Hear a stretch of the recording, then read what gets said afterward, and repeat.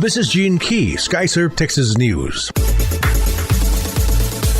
From the Texas News Digest, a teenager was shot to death Tuesday night in southwest Houston. According to police, they found 18-year-old Darian Bolden with several gunshot wounds at the Peninsula Park apartment complex around 7 p.m. Bolden transported to Texas Children's Hospital where he died. Police said they do not know what led to the shooting, but they believe there was an altercation and the victim was being chased based on the pattern of expended shell casings.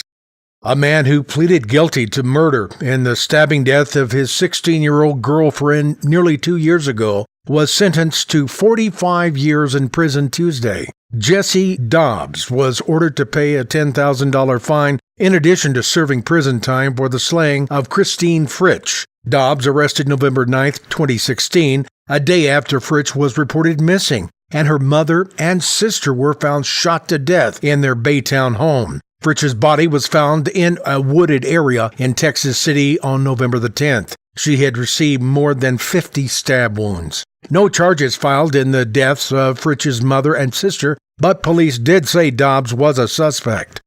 From the Racism Alive and Real file. In Fort Worth, a retired firefighter will spend a year in prison for tying a noose around the neck of a black baby doll and hanging it from a railing in front of his African-American neighbor's apartment. 64 years old Glenn Eugene Halfin of Grapevine pleaded guilty in July to a federal hate crime for his actions against his neighbors. 28 years old Dante Petty, his wife, and their young daughter. A U.S. magistrate judge Wednesday sentenced Halfin to the maximum punishment that was available based on his guilty plea to the misdemeanor charge of interfering with an African-American family's housing rights.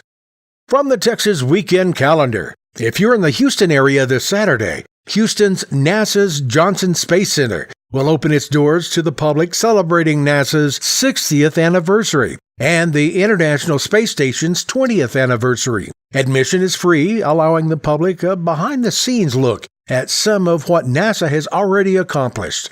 Plus, you will get a look at what the space agency is doing to get ready to return to the moon and onto Mars. Astronauts, scientists, and engineers will be on hand to talk to the crowd with guest speakers available to speak about the International Space Station and the Orion manned space program. The open house starts at 10 a.m., continuing until 2 p.m. at the Johnson Space Center. This is Gene Key reminding you to visit us on YouTube, Facebook, or Tumblr at Skyserve News Service.